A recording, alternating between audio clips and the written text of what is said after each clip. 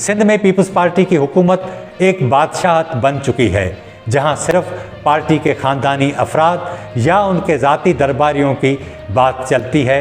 सियासी और इंतज़ामी कल्चर मुकम्मल तौर पर बर्बाद हो चुका है। सरकारी इदारों में बग़ैर पैसों के किसी आम आदमी से कोई मुलाजिम बात नहीं करता। कोई इदारा नहीं जो उनकी दौलत में जरासीम की तरह होते इजाफे पर सवाल करे।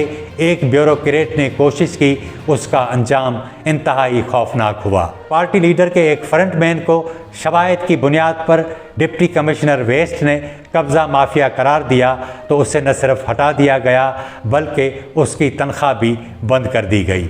3 साल दर बदर होता रहा।